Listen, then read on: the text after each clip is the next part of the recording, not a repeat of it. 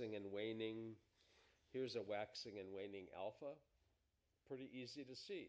Comes and goes, comes and goes, comes and goes. When the reticular nucleus of the thalamus quits making acetylcholine, the thalamus doesn't have an alpha rhythm. That's the alpha dropout. And then slower content builds up. And you could see the theta content kind of creeping into the EEG as the alpha's gone away. Now, this is vertex activity, and in a sleep lab, they probably wouldn't call this one. But you can see CZ is the vertex, and it's what's called a vertex sharp wave. Now, you might look at it and think, well, geez, Jay's really lost it now. It's at the vertex, but it's just not sharp. What the hell is this vertex sharp wave being called sharp for? And we're going to mark the little piece that has it. I'm going to switch the speed of the paper or sweep speed to what a sleep lab would be looking at. You can see at the vertex why they call it a sharp wave. But that one's not terribly dramatic, and I don't know what it is about sleep labs. I had a 3-bed sleep lab, but the techs that score sleep lab stuff really wait for a dramatic vertex wave, not something that's small. Now, what the hell is a vertex wave? What's this thing that's popping up on the top of the head that's widespread? This is an event-related potential. What's the event? This is a sound. K complex, which this is not, is K for knock, sound. Why do you get a vertex wave when your auditory cortices are in the temporal areas? Because they're not oriented out, they're oriented up. They're enfolded into the temporoparietal junction, but they're oriented, the pyramidal cells are oriented up. And vertex area is where the P100 wave of an auditory event-related potential occurs. So what we're seeing is the person, as they get very drowsy, responding to a sound. Now, this probably wasn't somebody making a knock, because they usually get fairly dramatic. Now, again, I'm not calling sleep lab people drama queens, but, you know, if the shoe fits, you know. So as we're scrolling through, we're going to see more vertex activity, but there's a vertex sharp wave. You can't miss that. It grabs you by the tie, if you happen to wear ties, maybe by the beard maybe, pull you down to the paper to, you can't miss it. It's a gigantic wave. And this vertex sharp wave woke them back up. They came back into an alpha-like state. So this isn't a K complex. This is a vertex wave that woke them up. A K complex has a vertex sharp wave and a sleep spindle. The sleep spindle keeps you from waking up from the noise. If you don't have a good sleep spindle, when you hit stage 2, all of these vertex waves are going to wake you back up. You're going to have sleep onset insomnia. And if you've got easily kindled cortex with beta spindles in it at the vertex, you're highly prone to being an insomniac. So this is essentially something that would say this person is asleep. This is 122 seconds in. In a sleep lab, you have an MSLT, multiple sleep latency test, as a screening test to see whether you need a sleep study. They give you 5 20-minute naps.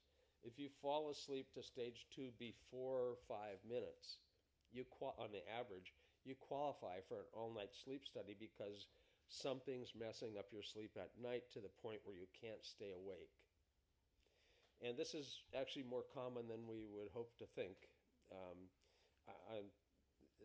Possibly because of media, possibly because of more blue light than red light. I mean, there's all sorts of influences that are not helpful for our sleep patterns, but people have difficulties. Now, if we continue scrolling through, you'll see vertex waves again.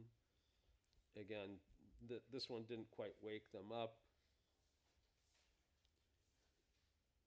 But they basically end up having on and off vertex waves and reawakening, and vertex waves and reawakening.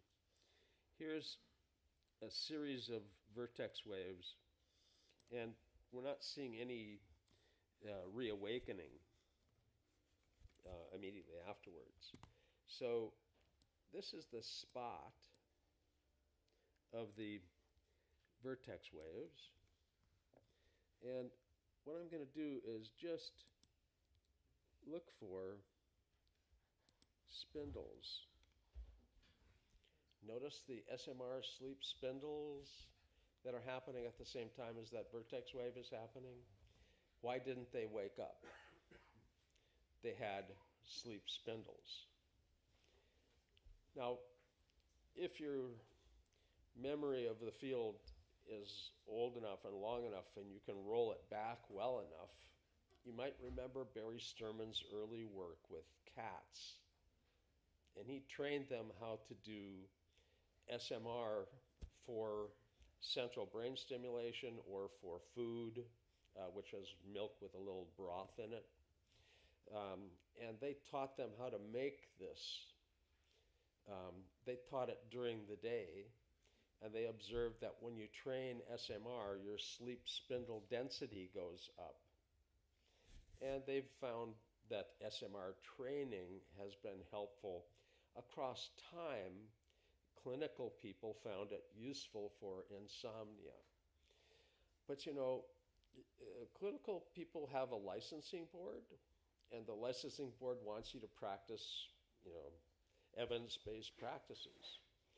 And let's say you, in the late 80s, early 90s, were saying you could treat insomnia. And you got called on the carpet in front of the licensing board. What evidence would you have? Well, Sturman said in cats, sleep spindle density went up. Lubar mentioned in a throwaway comment in a discussion about hyperactive kids, oh, by the way, the ADD kids said they slept better. This isn't efficacy work. You were on thin ice. Actually, you were walking on water. You were a deity walking on water because there was no evidence. But clinical experimentation is exactly what I've done since the beginning. What did I have in my lab in 1972? SMR from Sturman and alpha from Kamiya. So the SMR was useful, and we realized clinically that it worked well with sleep, but there wasn't really the evidence. Now, in about 2000, I invited Wolfgang Klemisch over to teach a little bit of neuroscience to the neurofeedback group and to learn about neurofeedback because their lab wasn't doing any of that. He couldn't come. He sent Michael Doppelmayr over. And Michael took some workshops, and we introduced him to some of the sharper people in the field, and he went back and he contaminated the lab in Salzburg with the virus of neurofeedback, the concept of voluntarily controlling the brain. They had already done studies showing that fast alpha was better semantic and declarative memory, slow alpha was poor memory. Well, why don't we take the slow alpha people and teach them individual alpha frequency plus 1 hertz and speed them up and see if it's not just a correlation but a causal relationship between alpha frequency and memory. So neurofeedback was used in an experiment. But their students realized from their interactions with folks that this could be good for insomnia as well. And in 2005, they actually published a control study with sleep and insomnia. College students that had complaints of insomnia. Now, this isn't like a way bad clinical insomnia. This is students that don't sleep as well as they could. 10 sessions of SMR training. 10 sessions effective. It was replicated, and the control group got different frequencies trained every session except SMR. So there wasn't any learning curve, and there wasn't any benefit for their sleep. This was replicated exactly in Graz, Austria, and Furcheller's lab. So Clemish's lab and Furcheller's lab, two of the world-class laboratories, consciousness and sleep lab in Austria. So they both had very good supportive. You could now go to your licensing board and actually have control study evidence that you could claim efficacy based on. But, Salzburg thought, well, these are just students with insomnia. What if we bring in world-class insomniacs, recruit people that haven't slept well in decades, severe insomnia? Well, 10 sessions wasn't adequate. I suggested it was a dose issue. We all know from work in Germany on epilepsy, you can learn control over your slow cortical potentials in about 4 hours if you're normal. But if you have epilepsy, it's about 40 hours. So, severity probably takes longer. So we suggested training longer. Diego Garcia Rodriguez, an Alliant University under Dick Gevertz, did 20-somethings. Really severe insomniacs were recruited. 2 were thrown out of the study because they had epileptiform content, and that was not something that would qualify in the EEG itself. But they did 24 training sessions of SMR, and they actigraphed technology to monitor sleep lab. Fitbit basically is actigraph. And clinically very good outcomes, superior outcomes. People that had long-standing severe insomnia no longer had insomnia as a complaint. The Australian Institute for Sports did a control study with SMR for their extremely good athletes that couldn't sleep well. And again, about 24 training sessions, and it turned out so well that at this point, if you're an athlete that has an insomnia problem, they assign you SMR. It's no longer a study. It's part of their routine for the sports. So this funny little wiggle in your sleep is a stabilizing rhythm. The sound that would wake you up if you didn't have these is stabilized, so you don't wake up and you do fall asleep. And you go through your 90-minute sleep cycles. You get your slow wave sleep early in the night and your REM later in the night, but you get sleep, quality sleep, which is sorely lacking, unfortunately. And the SMR training doesn't necessarily change a dramatic, ongoing wave that you look at in the EEG. It's hard to find a QEEG change in the SMR band with training. It can be seen in some cases, but it's not that dramatic. Suppression of the slower content quite often is much more dramatic. But the SMR training works.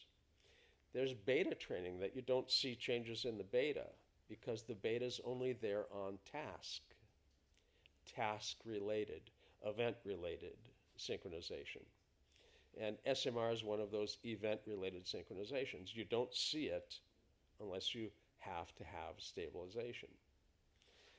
We see EEGs occasionally that have an excess of SMR. The database will tell you there's too much SMR. For God's sakes, if you're doing Z-score based training, don't suppress the SMR band. It's a compensatory mechanism. If they have a reason, they need it. So if they have it there, don't suppress it. Find out what it's there for. And again, it can be there because of transient discharges, paroxysms, spike discharges.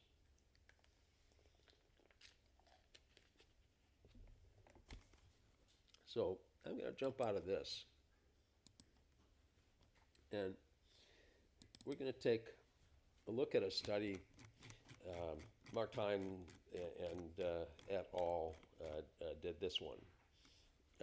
Ron and Martine, Dr. Tarnow, a psychiatrist that Ron used to work with, Rusty Turner, some grad students that are probably doctors now, I would guess, probably, and then Nash as a world-famous electroencephalographer. And they're looking at EEGs in kids, and they're looking for the incidence of epileptiform discharges, intermittent epileptiform discharges, IEDs. It sounds like a bomb on the side of a road to me, but if you have one, it probably feels like a bomb on the side of the road to you. So let's look at the incidence in these kids. Here's ADD. This is 30%, 176 kids, 53 out of them, 30%. 25%, 34%, 22%, 16%, 26%, 32%. Martine Arns and me, 4%. What the hell? Why are we the outlier here? Well, it was a 2-minute EEG. You know, there are standards for EEGs that say 20 minutes minimum. 10 eyes open, 10 eyes closed, 20 minutes eyes open. They don't care. There's a 20-minute time limit. And that's 20 to 30 minutes is the minimum. So 20 is the bare minimum. Why? To catch transients. The 20 to 30 minute time limit was set by techs and neurologists based on their experience. If you had to pick an amount of time that wasn't an extraordinary amount of time, how long would you need to have the EEG to have a good chance of catching an epileptiform discharge in somebody who you know has epilepsy? You have a little over 50% chance for a 20 to 30 minute study to catch a discharge that's diagnostic. So 2 minutes. Now, if you multiply 2 minutes out to 20, we would have found you can't really validly just multiply it out. It'd be 40%. So we would have been in the ballpark, but it brings home the necessity of looking. A third, approximately, of your ADD kids have epileptiform activity in their EEG if you look. If you don't look, they still have them. But you might be not treating them for them. And you might be giving them a stimulant that drops the seizure threshold, or an antidepressant that drops the seizure threshold, or a different kind of stimulant, or maybe an antipsychotic if they got behaviorally a little out of control. All of which are bad choices if you have epileptiform content. If you're treating the epileptiform content, you can treat somebody with an ADD medication if they still have a problem. But you have to treat the epileptiform discharge, preferably with medication and neurofeedback. If you don't tolerate the medication, at least you've got the neurofeedback as an alternative. Now, let's look at anxiety. 12%, 11.8. That's not very much. Well, it's a 400% increase above the 3% of the background population. So it's a little bit of an increased risk. What about those who have panic? It jumps up to about 30% if you have panic. Autism. Holy moly. Autism. 60% approximately. But look at this one study here. 1,000 people. They did long-term studies, including sleep, and they found 85%. But on the average, again, you average them all together, you get about 60%. You have a better than even chance of the autistic kid walking into your practice having an epileptiform discharge in their EEG. You'll see it if you look. They'll still have it if you don't look. If you don't know they're there, you can make a mistake. Ron did a nice study. We had done work together for a long time, and Ron's a really workhorse, I tell you. And he had I don't know, 1,200, 1,300 cases we had done together, and he was de-identifying them and coming up with spreadsheets of findings of their clinical history, everything in the chart except identifiers. And he went to an IRB and got approval for access to them. And I got a phone call from Ron. He got all excited. I got it through the IRB. We can access the data for research. What do we do? All this work to get access to it. No, what do we do? I said, well, your psychiatrist has a funnel of psychiatrists that are having trouble with their medication on a patient, and they all send them to Jay Tarno's lab to get Ron to do their EEG, QEEG, and look at this and consult with me every week and come up with an idea of what medication might be a better match. So you've got medication failure patients referred. Take all the medication failure referrals and look at their EEG on referral. What in the EEG patterns predicted medication failure? Number one predictor, unexpected epileptiform discharges. Go figure. I thought they were depressed. They're having epileptiform content. You didn't look, you didn't know. Next one was beta spindling. After that, focal slow waves and low voltage slow EEGs, metabolic or toxic probably. So 4 things that predicted medication failure and epileptiform content, number 1. SMR is our fix for it. Psychosis. 1/3 of the people that have psychosis have epileptiform content. 1/3. And that 1/3 shouldn't get antipsychotics. They potentiate discharges. They drop the seizure threshold to a point where you can have more discharges. I was a no-bid military contractor for EEGs out of Camp Lejeune for a while. It was tough getting to be a no-bid contractor. They wanted 10 years of income tax. I mean, they really investigate to make sure you're not a fraud of some sort. And for me, it's not easy to prove I'm not a fraud, So anyway, they finally got it to the point where they were going to send me 6 cases to see if I could provide some benefit. Of the 6 cases, 3 of them were temporal lobe epilepsy. The likelihood of that, I mean, if anybody's just got a general clinical draw from the military and got 3 out of 6 patients with temporal lobe epilepsy, that's the odds. I mean, holy criminy, serendipity picked those for us. So the first case was temporal. He was hearing voices telling him to kill people. He was a well-trained Marine.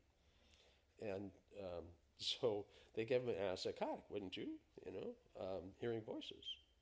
And the voices got more commanding, more of a command voice, you got to go kill somebody. So we looked at his EEG and saw temporal lobe epilepsy. We told him to take the guy off of his antipsychotics. The psychiatrist said, "Are you kidding? You know what my liability is? It's your patient. It's your liability is your concern. Your patient's my concern." And so they pulled him. They put him in the brig, pulled his meds, put him on anti-epilepsy medication, And the voices went away. The same thing happened on the next, well, out of the next five, two more ended up having dramatic changes in their temporal lobe epilepsy when they were treated for temporal lobe epilepsy instead of psychosis. So it turns out that if you actually look at the EEG in psychiatry before you treat them, you can end up having a better outcome. Hassan Asif, I don't know if he'll ever forgive me for having taken a course from me. His wife had told him, "Don't buy any more equipment," and it was threatening his relationship. And he took a course from me, and then he went out and bought a whole bunch of equipment, TMS, and he got divorced. So I'm sorry, So, but it changed his practice. He had done an EEG on a patient, and the patient walked in the door having an anxiety attack, and they had already looked at his EEG, but he just thought, well, we're going to do a little counseling session, a little talk therapy. I'll give you a sample medication here, an SSRI, and sit down and talk. And he melted down right in front of the doc. And the doc pulled the cue, saw beta 2 all over right frontal central. And he hooked them up to the brain avatar display, beta 2 Z-score, big red head, all excess beta. And that had been exacerbated by the SSRI, and that's why he melted down. If he would have looked and seen all that beta, he wouldn't have given it to him. But he remembered in the course I had told him DC stim. You could put the cathode over top of the beta. So he takes a square sponge and puts it over top of that and puts the plus on the shoulder, turns it on, and a blue square appears in the display. And the red starts to melt away as the patient says, that's better. He never wanted to prescribe meds again before he looked at an EEG. He has a EEG tech in his office that hooks people up if they're coming in for medication adjustments, TMS session, talk therapy, whatever. He wants to see the EEG on everybody. And he calls himself a neurotherapist. Anyway, a change in practice, and a fairly dramatic one. So I started to get interested in intractable epilepsy. And this is the first case that got me started on this. And you'll see, well, if you don't know how to read EEG, the chaos in front of you is a whole series of big spikes. This little girl was 8 years old in Israel, and she couldn't tie her shoes. She couldn't speak. She had Dravet's, which is an intractable epilepsy. And try as they might on 3 meds, no benefit. Hundreds of seizures a day. The automatic spike detector spotted a couple hundred spikes in the eyes open, eyes closed pairing. It's hard to find a page, tell me when to stop when there isn't a spike. Oh my goodness, a halfway clean, there's a little, but you can't really get to a point in the EEG here that it looks clean without epileptiform bursts. And the therapist is a master's degree in counseling, and she sees all this, and she wondered whether she could treat the patient. And I said, well, the neurologist or epileptologist is treating the patient.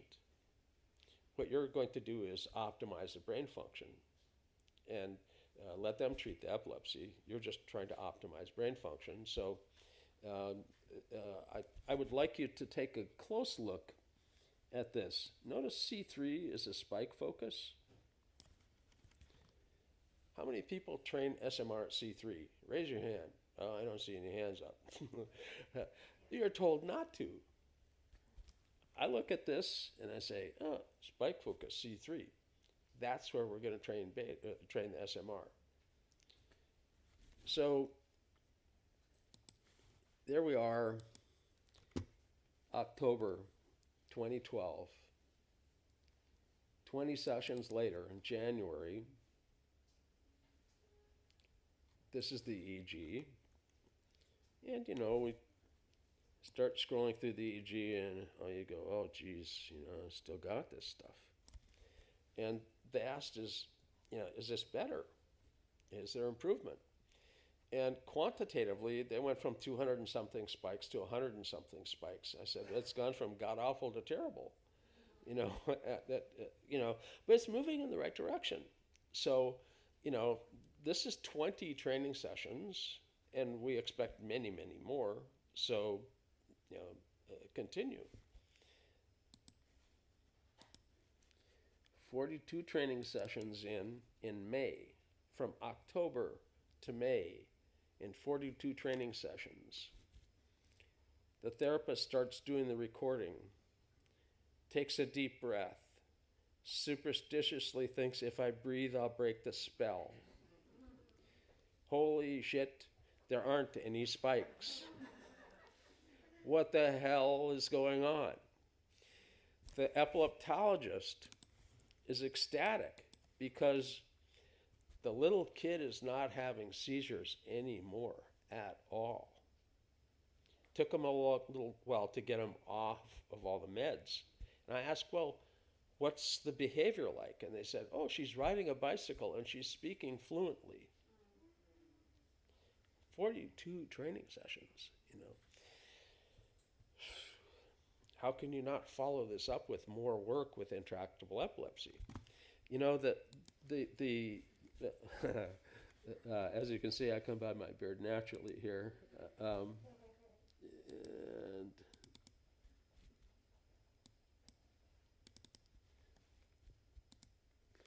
so,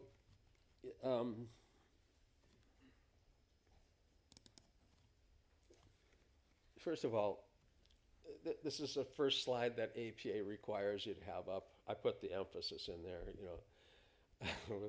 Don't do this at home, sort of a slide, unless you're licensed and, operate within your license and all of that. So since this is a CE accredited talk, we have to actually have this slide in there. They require it. But you should know you should be operating within your licensure anyway. So we're basically suggesting let me project this. So rolling back to the early days, what did we have?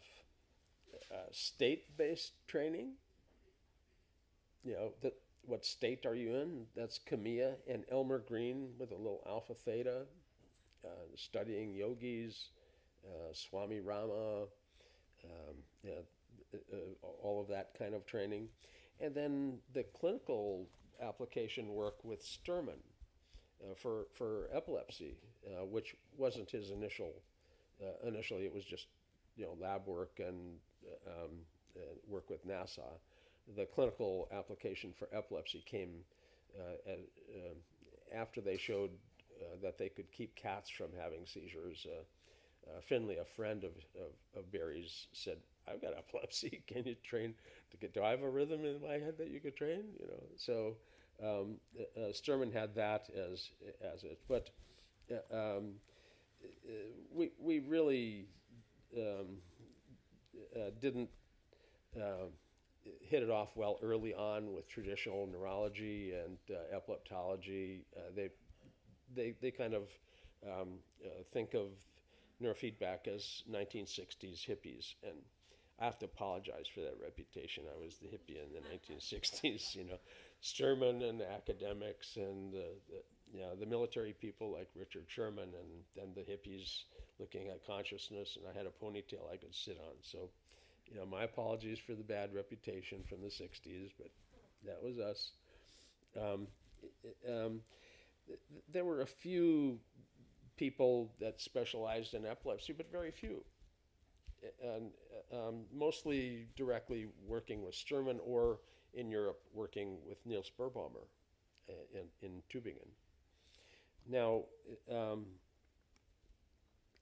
let's jump out of that slide show for a minute.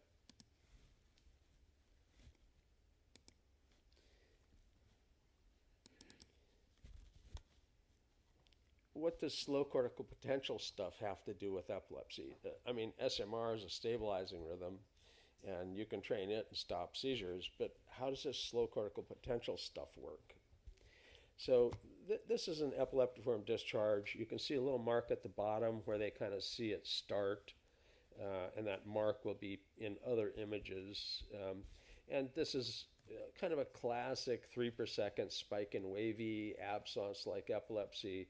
It starts out, it develops well, and then it kind of fades away.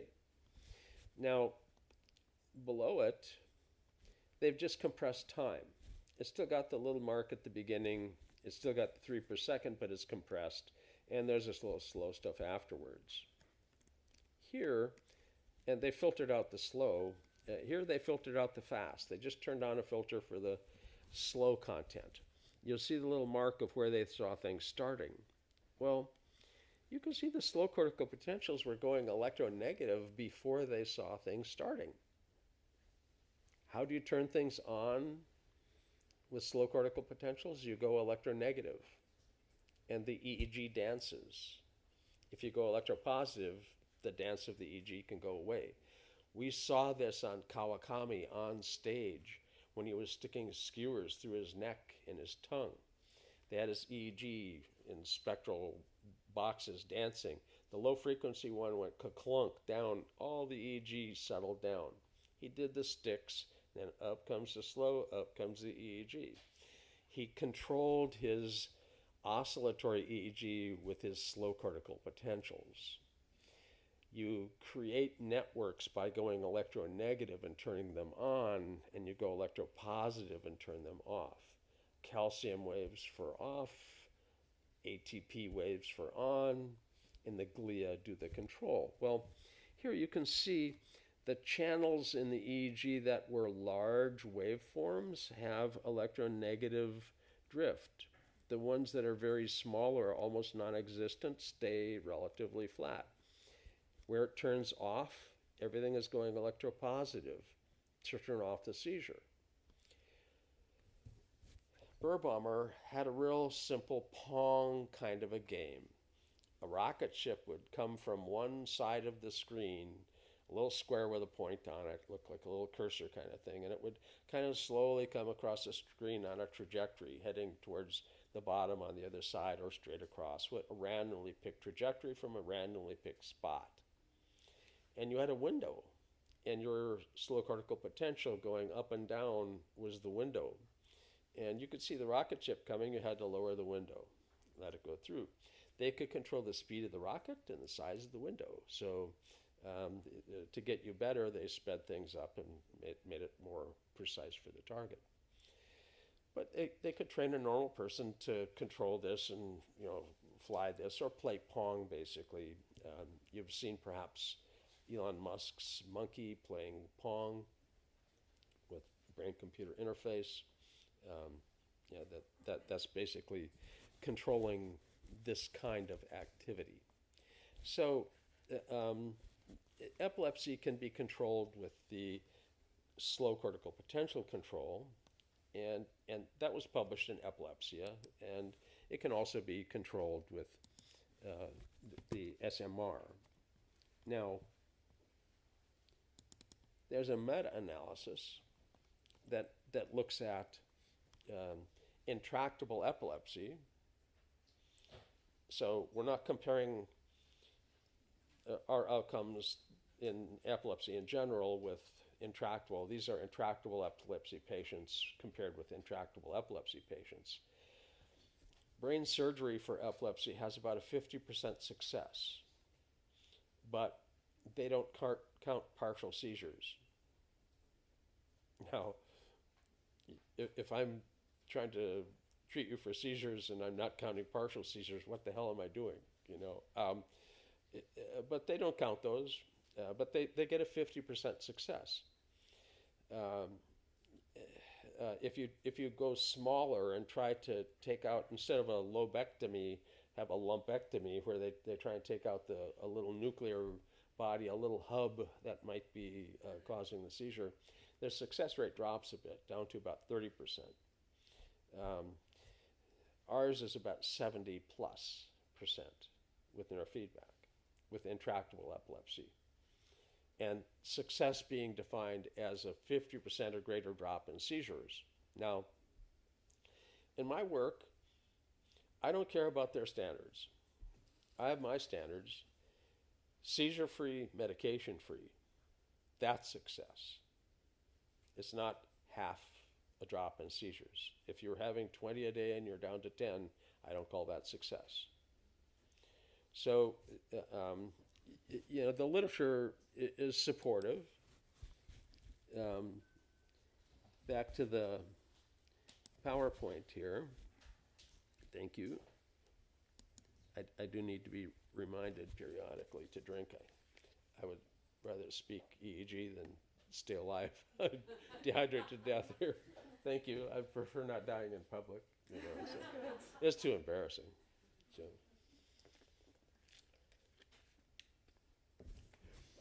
My pharmacist was upset about the price of the meds I was having to pay for. I said, yeah, living is expensive, but have you ever tried dying? For God's sake, that's expensive. Yeah. So you can have discharges without having a convulsion. If you go to a neurologist with an EEG running in the door, look, doc, the EEG's got an epileptiform burst in it. And they'll say, well, is the patient having a seizure? If the patient's not having a seizure, they will generally not choose to treat with anticonvulsant medication. Well, they're taught that anticonvulsants are dangerous meds, and they can be, and you shouldn't give them unless somebody's actually got seizures, because you can have a seizure from metabolic problems or electrolytic problems or cardiac circulatory problems. There's lots of reasons to have a seizure, not just epileptiform discharges. So they want to see an actual seizure, convulsive seizure, and an EEG matching up before they're really comfortable prescribing. In psychiatry, they prescribe anticonvulsants as a stabilizing agent without even looking at an EEG. They've tried other things, and they'll try an anticonvulsant. If you actually look at the EEG, you have a much better chance of guessing the right med. Their traditional statement is, we don't treat the EEG, we treat the patient. And I always answer back, who do you think made this EEG?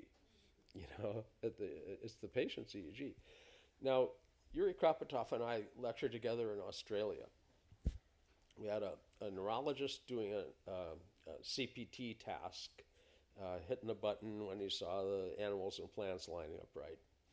And it's a 20-minute recording. I stepped out, caught up on my email and texting and whatnot, back and forth to the U.S. from Australia, and went back in. They're just starting to look at the EEG to clean it up, to process it. And as they're going along, I say, oh, wait, back up. Look, epileptiform discharge, left frontally. The neurologist said, I'm a little surprised anybody even saw it. Like, I'm not going to see it, but it's meaningless. A neurologist who thinks epileptiform discharges are meaningless, who just did a CPT task. He had 2 omission errors, no commission errors, great reaction time, low variability. The 2 discharges he had in his EEG happened the 2 times he had his omission errors. Now, at the end of all of that, tell me that these are meaningless. You had a brain fart, and you didn't smell it.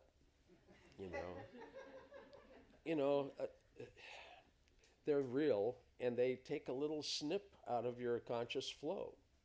And if they're a big discharge up front, you can imagine, if you do an ERP, you might get a 10 microvolt ERP, a big percept.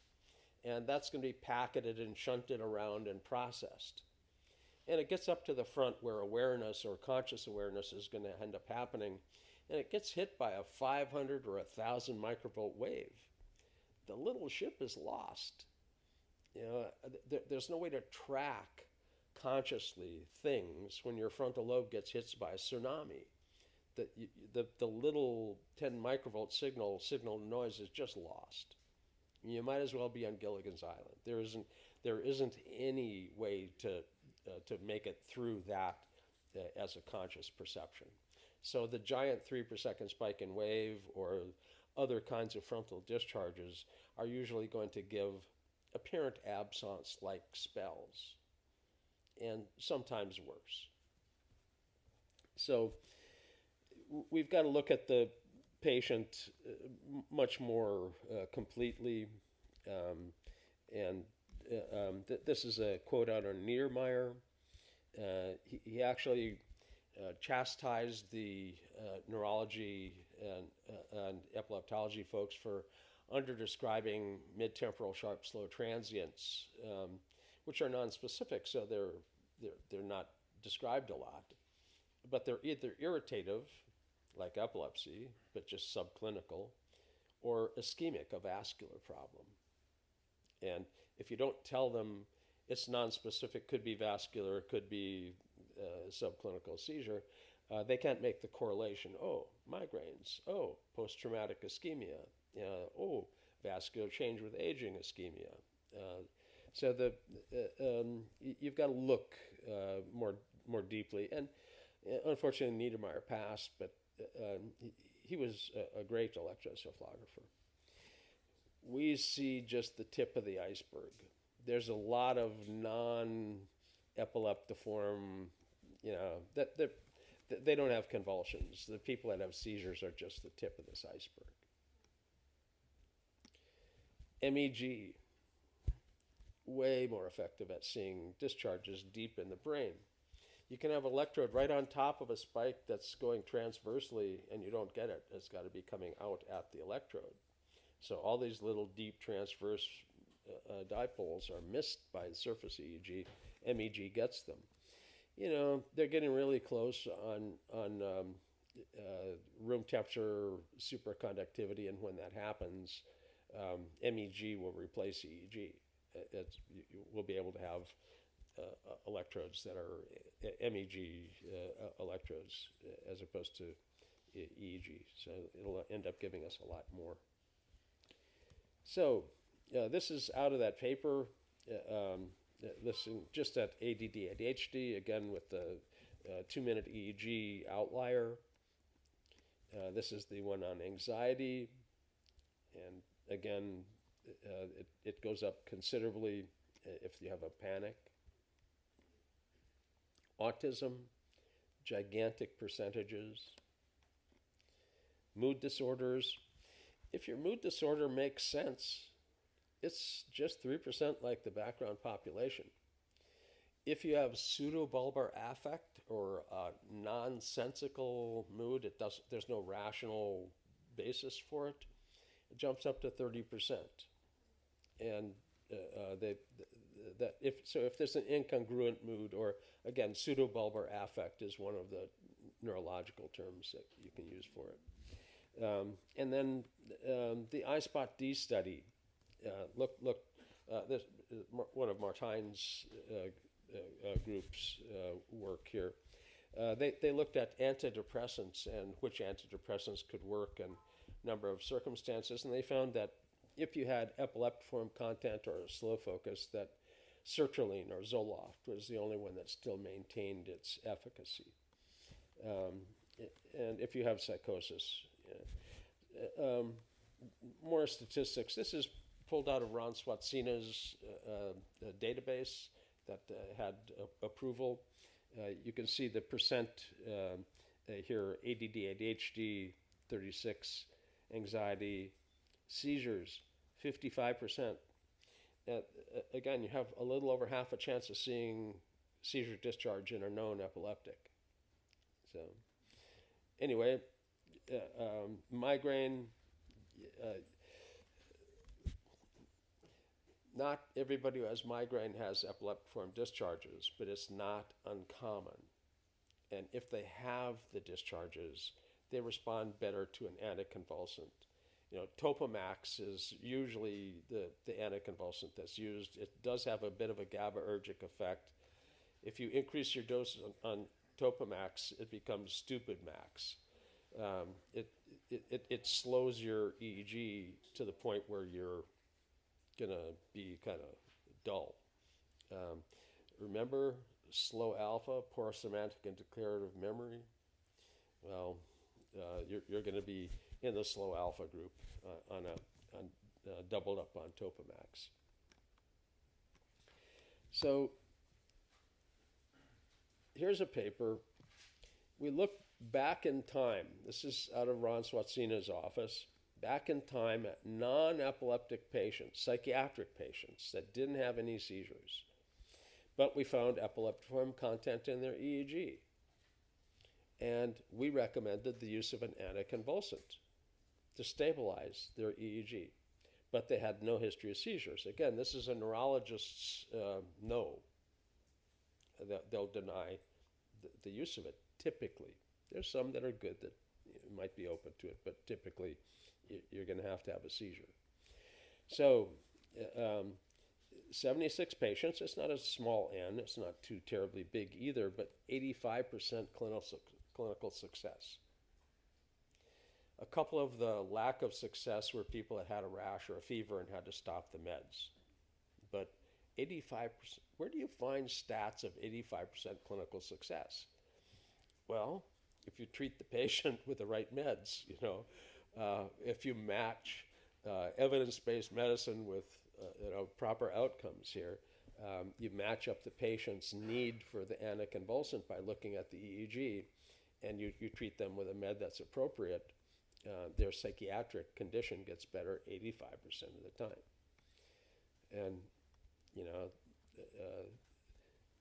how about sleep and epilepsy? Well, we're kind of back to the sleep spindle at the beginning. If you're sleep deprived, the likelihood of seeing a discharge in the EEG goes way up.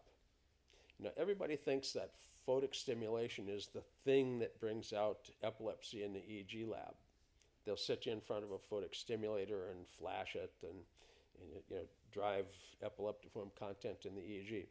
Above and beyond the eyes open, eyes closed, resting base EEG, it gives you 4% additional yield. 4%. That's not enough to get me to go to Vegas. If you sleep deprive the patient, you increase the likelihood of seeing a discharge by 50 to 70%. So all of these people who are chronically sleep deprived that may have had a very, very, very subclinical discharge are optimizing the occurrences of them. And we end up seeing them in the EEGs. Luckily, they're treatable. So how does SMR help with sleep? Well, obviously, the sleep spindle.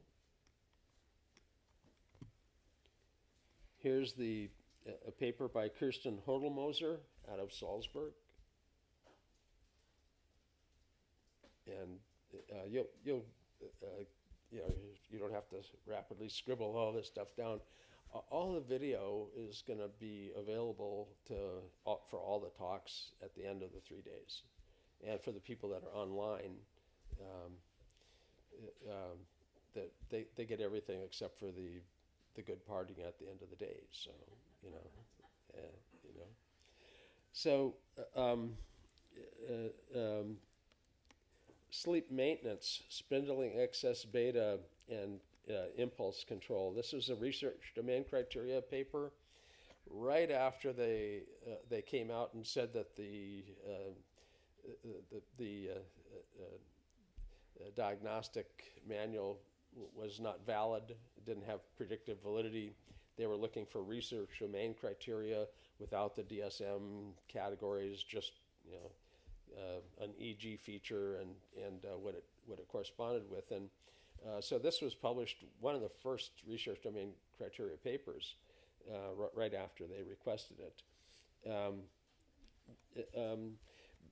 Basically, beta spindling at CZ is a predictor of insomnia. Now, Martine did another beta spindle paper with a different population of patients, perhaps with a higher ADD population load in it, but they found frontal more than vertex. We found vertex more than frontal. And they found more of the impulsivity hyperactivity, which we found also, but they were secondary. So if it's a beta spindles up front, and what are we talking about on beta spindles? Well, um, I guess I didn't have the sample in this. We're not talking about relative power beta, which is not the same as beta spindling. We're talking about what Fred and Erna Gibbs referred to as F2 beta spindles, sinusoidal beta. Not just a little bit of chatter in the record, but a sinusoidal waveform. You can see it in the raw EEG. As somebody starts to get drowsy, the beta spindles kick up, and they're used to try to maintain vigilance in our estimation. We've still got some discussions about that between Martine and I. But at this point, the infraslow, which we just showed, again, this is the discharge. This is the slow potentials turning on the big channels and not going electronegative for the channels that stay small, and then going electropositive to turn off the seizure.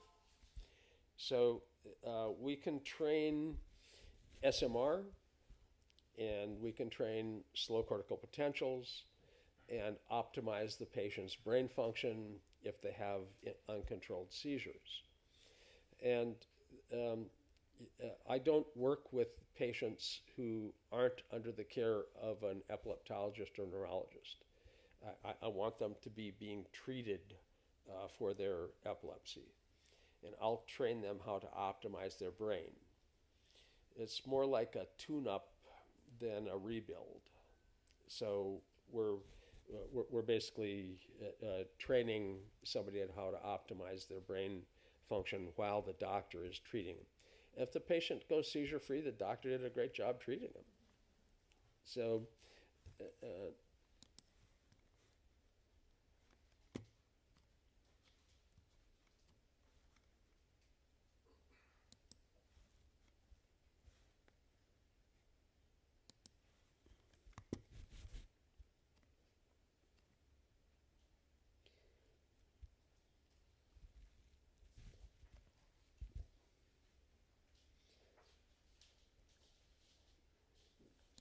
So here's a Tourette's case. And Tourette's is a disorder of motor tics, but it's also limbic speech, which we don't have to display, and also echolale or parroting. You say something, they say it back. My little sisters used to do that to each other. That drove them crazy, you know. So, but this is a kid. Let's get this to a more proper montage here. And he came in for ADD, but he had a tic. And as we were going through his EEG, and we were looking at his EEG, we ended up seeing a spike. See it? Doesn't take any special skill set to see a spike. If you've seen a few of them, it's like knowing your grandmother's face. You know, you can spot her in a crowd. So we suggested an empirical trial on an anticonvulsant, Lamictal. And, you know, we weren't trying to get him diagnosed as an epileptic. He had tics and he had Tourette's. And he had ADD. What we were trying to do is stabilize his brain with an anticonvulsant. And the psychiatrist treating him gave him the Lamictal, and the family was all happy. But the fact that it was an anticonvulsant concerned the parents. So they went to UC San Francisco, to the Med Center, and had an independent EEG done over there. And they said two things. Number one, we don't see anything in the EEG. Surprise, surprise, you have a little over half a chance in the first place. And secondly, they said, it's a low dose of the meds, you don't need to be on it. Uh-oh, that wasn't their prescription. They changed somebody else's prescription. The tics came back. Now the parents are totally freaked out. They want to meet with me. And I said, okay, get the neurologist and the neurologist's EEG and the psychiatrist and me and you and all the EEGs in one spot. It took a little logistics to get it. We went over the neurologist's EEG, agreed there was no epileptiform content. The absence of evidence isn't evidence of absence. You didn't see anything. It didn't mean there isn't something. It just means you didn't see it. And you changed somebody else's prescription. He was a little, apologetic for having made an improper move in that way, but they didn't litigate, so no harm, no foul, I guess. But we went over our EEG. The neurologist said, yep, it's a spike. And the empirical evidence of him going on an anticonvulsant and stopping the tics and coming off of the anticonvulsant and the tics returning and the presence of an actual spike in an EEG, he agrees that the empirical trial was the right thing to do, went back on Lamictal, the tics went away again. Not every Tourette case has epileptiform content. If you treat all Tourette patients with anticonvulsants, not all of them have benefit. Again, this is personalized medicine and evidence-based medicine. It's not a DSM category, Tourette's gets this treatment. DSM category doesn't predict therapy. If you're a cardiologist and everyone who came to you complaining of chest pain went to get an angioplasty, half of them actually just had indigestion. The symptom should tell you what test to do, not what to treat. So, again, good success. How much time do I have left, if any? About 15 more minutes before questions. 25 more minutes before the end. I'm on time. So, we're looking at Isabella. And Isabella went from this. She's actually at a tennis match where she was a tennis player and she's having seizures. If you can recover within a 20-minute personal adjustment period, you can continue the match. She wasn't a highly ranked player, but she was damn good when she could play.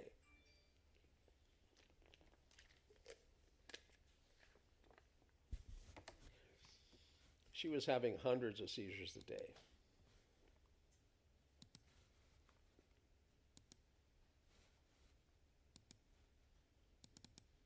Yeah, my apologies for closing out the wrong windows here. So here's Isabella's first EEG when she was very young.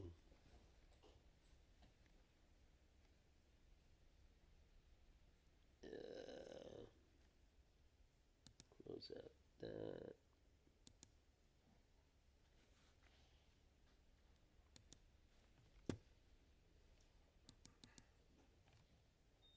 Okay, so should show. There we go. When she was young, she actually was sent to a neurofeedback practitioner in Southern California when the family lived here in the U.S. And they sent the EEG to my company, and we did the report, and the report actually called out the small spikes in the temporal area. but she had beta spindles frontally as well. And the therapist didn't show the report to the patient and family. They used it to design their protocol.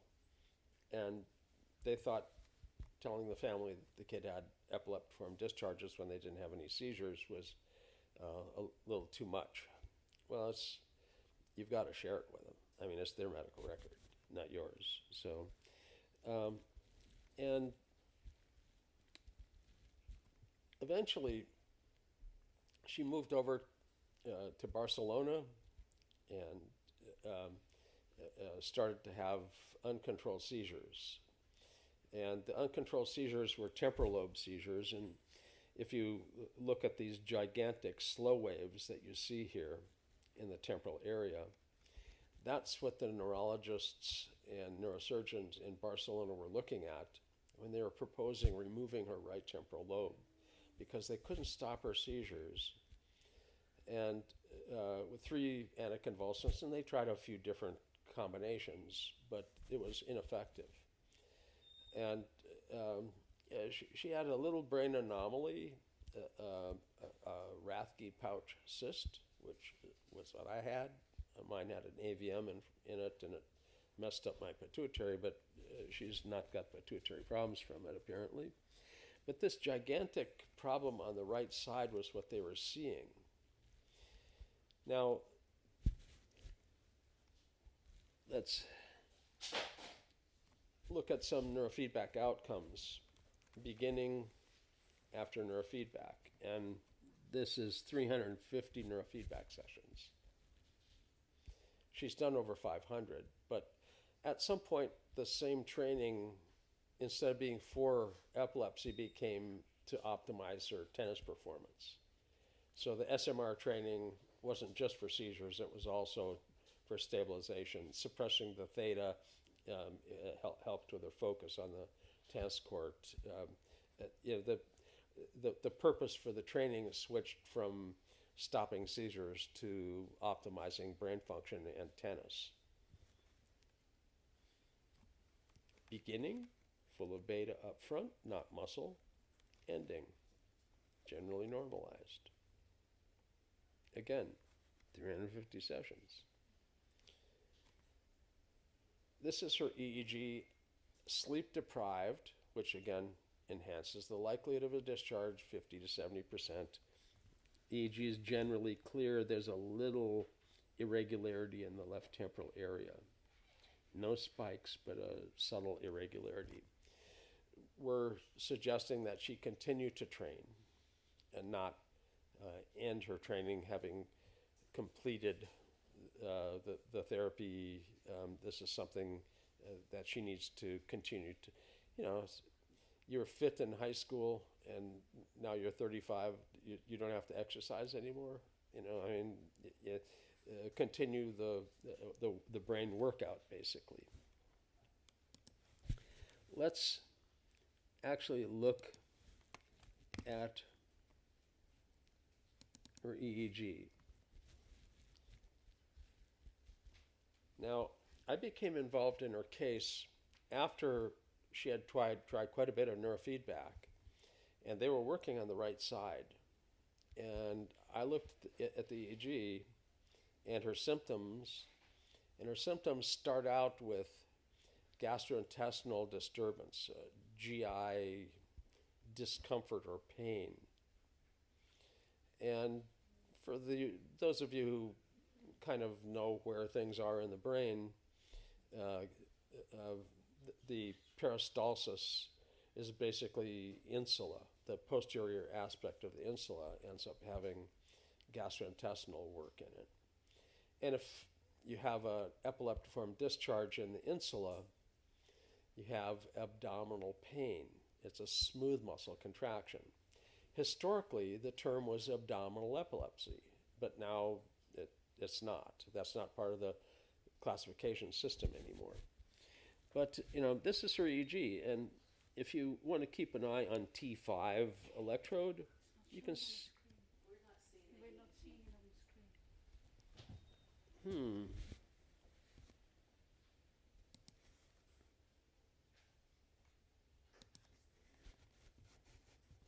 a second here.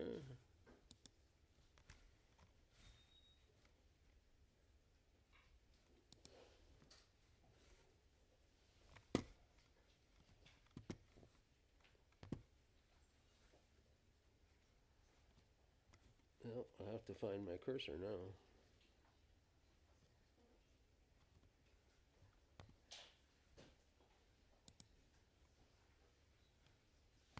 Oh, there we go. And I have a gigantic black cursor too, so we're on the same page for the moment.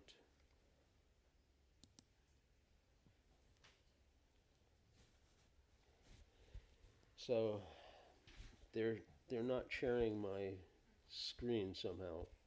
I think we have two screens up.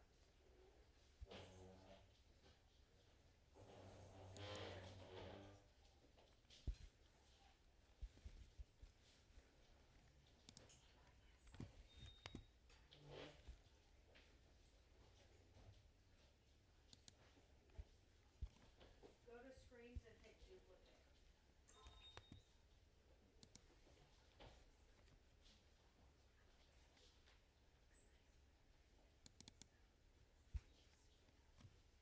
Yeah, I'm not seeing. I'm not that good at computers, so if somebody has the fix. Nikki's coming over.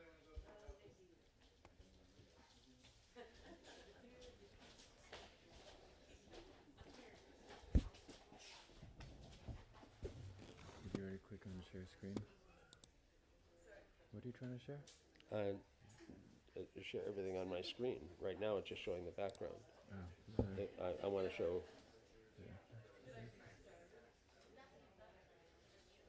Share function screen. You want to duplicate it? I think we've got it now.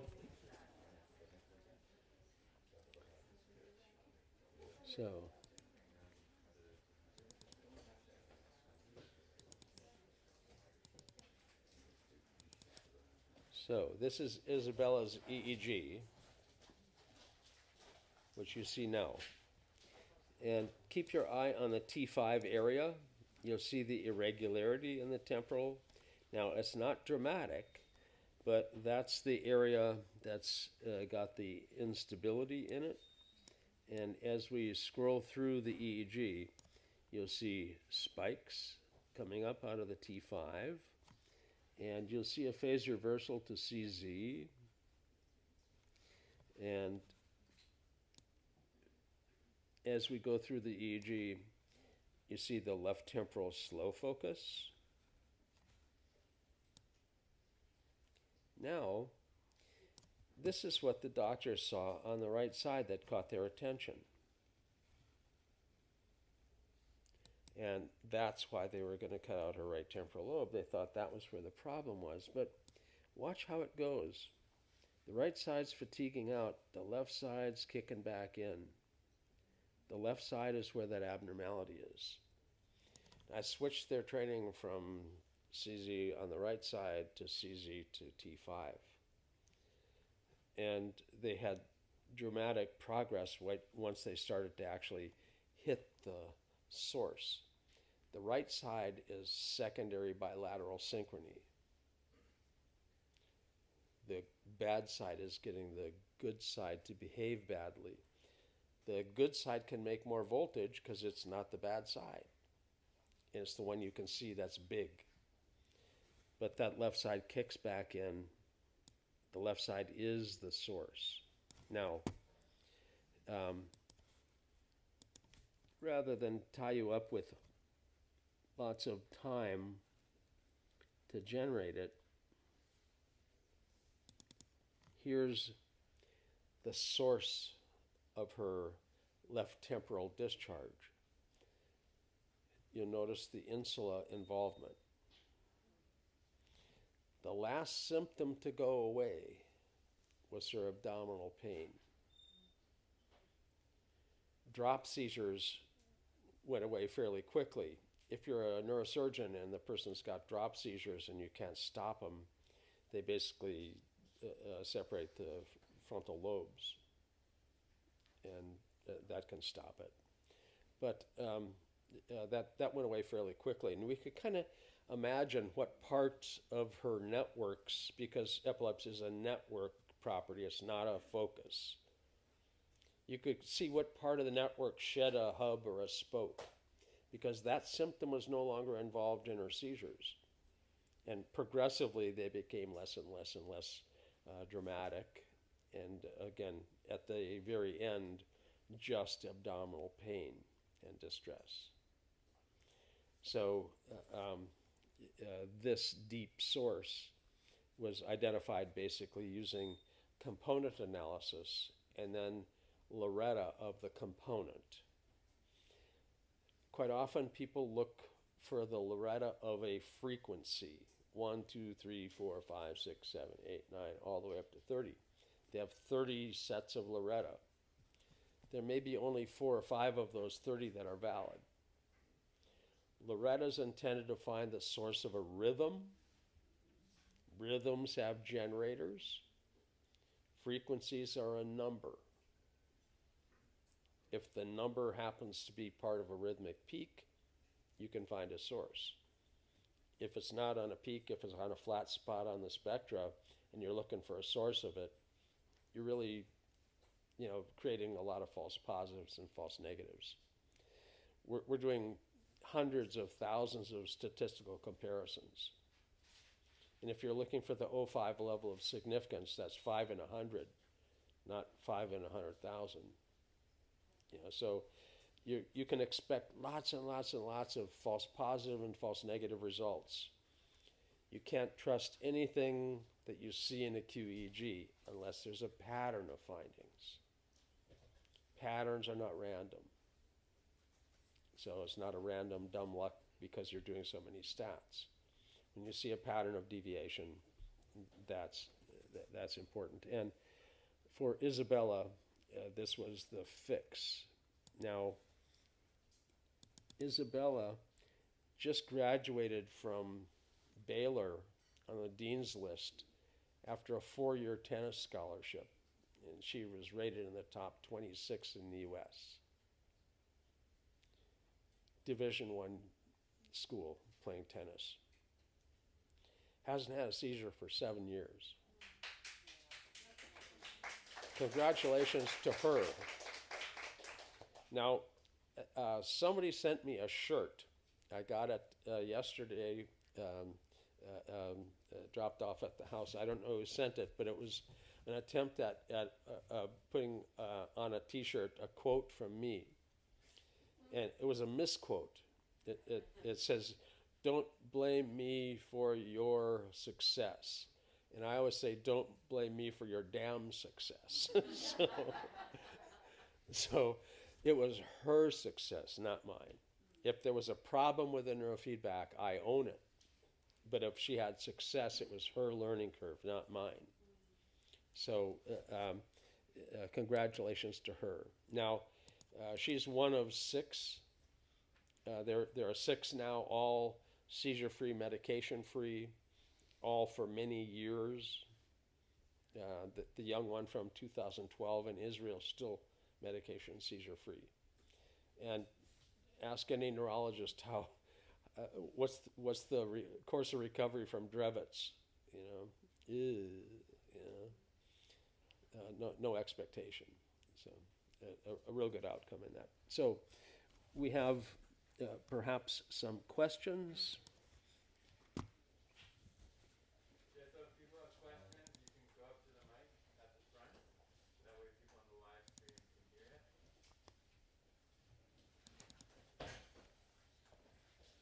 Hey Jake, I had a quick question about the Tourette's case. I was looking at the spike. It was at T3 or T4? Yeah, temporal. Sorry, one sec. We're just getting your mic on. Sorry about that. I hear it a little bit. Can you hear me now? Yes. I was just speaking about the Tourette's. Is that usually where you find the spikes? That was a temporal spike. It was at the T5 location. Normally, because the tics are part of a discharge in the caudate, if it's ahead of the caudate, you get a motor tic. But that's a frontal to caudate, putamen, globus pallidus, thalamus, motor strip loop. and the tail of the caudate hooks into the striaterminalis amygdala hippocampus. And if you get guttural utterances, it's not the frontal motor loop that's the tail kicking the amygdala for the guttural utterances and the hippocampus for the echolalia. And he had the tail of the caudate kicking the temporal spike out. You don't see the caudate. The caudate's a closed loop. But if it has a discharge that ends up in the surface cortex, the hippocampus has the parahippocampal cortex that you can end up picking up a spike off of. Great. And we spot that. Yeah, about a quarter of the Tourette cases that we see will end up seeing a spike. Thanks.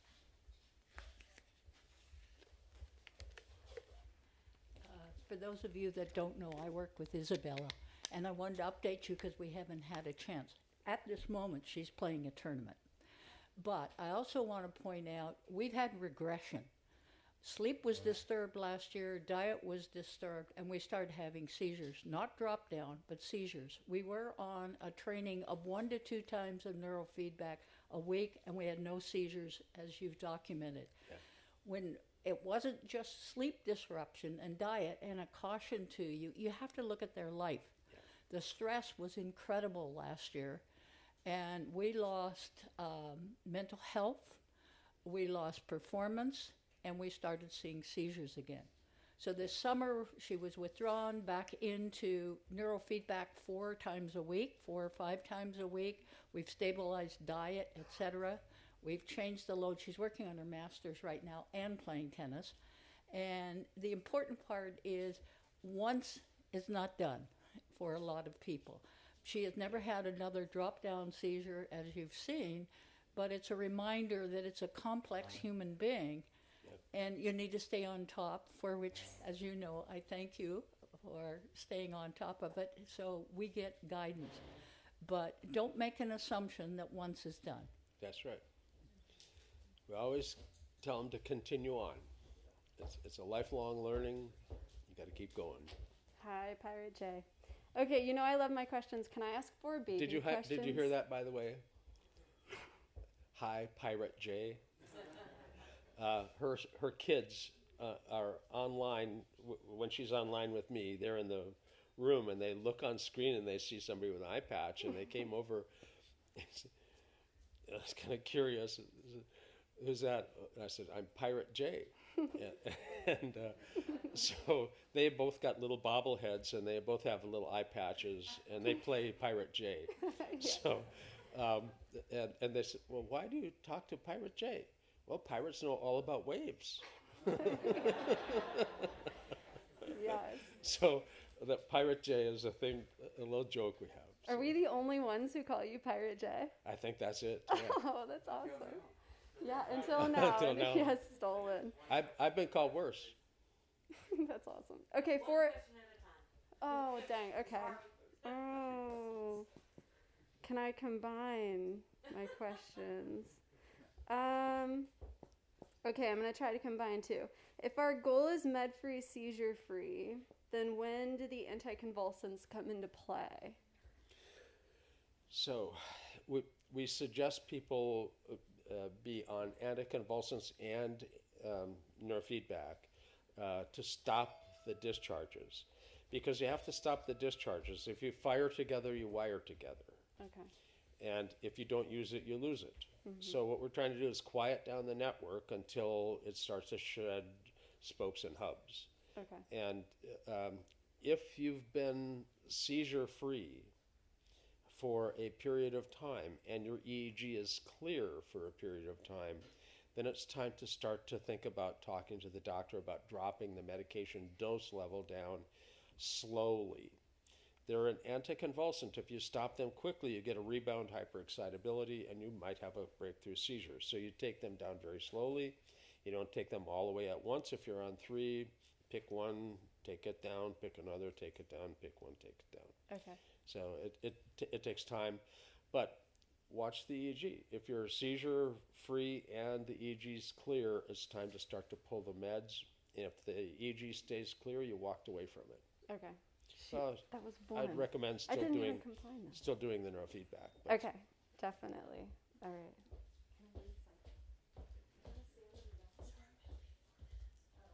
Yeah, so many interesting things that you've shared and here and in general. I guess one thing that I have to ask is in trying to look at like pre-post, and you talked about how the SMR, just like say certain types of beta, it's not gonna be tonic. It's gonna be like a phasic burst.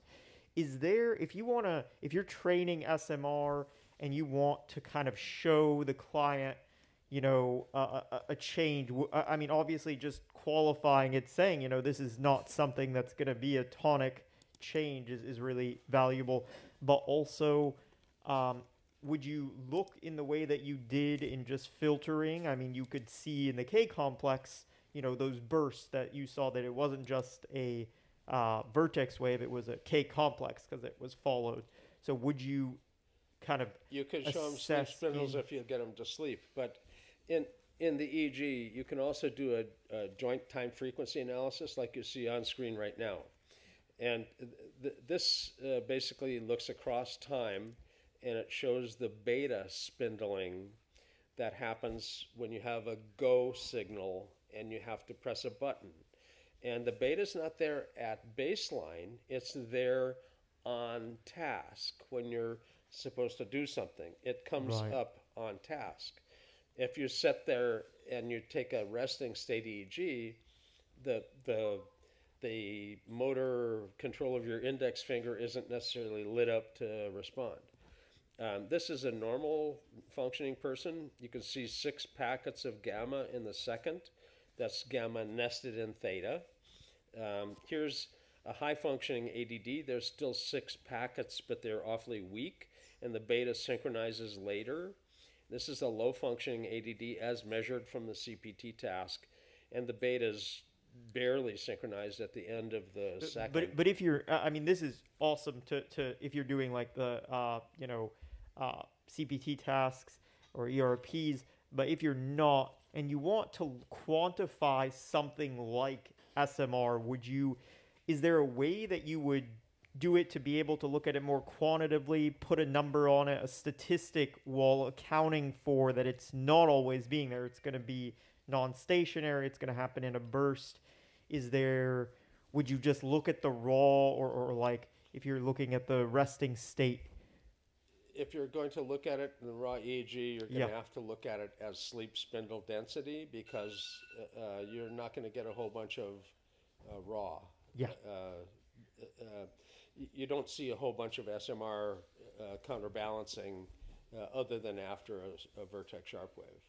It's a stabilizing rhythm that shows up when there's a need like this. You wouldn't expect to the see need to it move even in creates bursts that kind of go away. It's not that the problem is that it would be averaged out. It's just that it wouldn't be apparent. You really There's can't. some people that have learned SMR that end up having the SMR band increase pre to post. But it's not It's a small guaranteed, difference. yeah.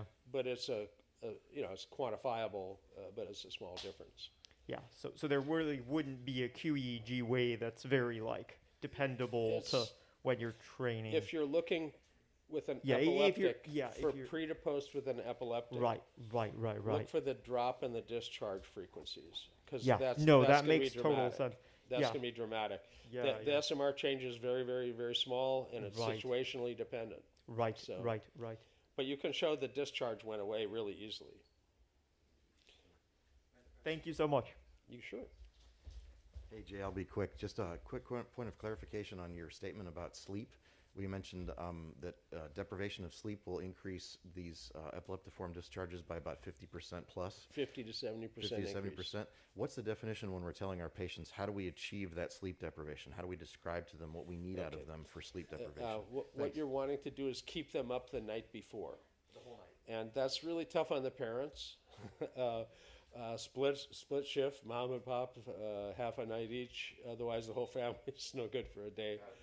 And you have to realize also that apples don't fall far from the tree. And if a kid has discharges, unless they were acquired somehow, they're likely in the family as well. So if you're sleep deprived somebody in the family and somebody else ends up having a breakthrough seizure, don't be too surprised.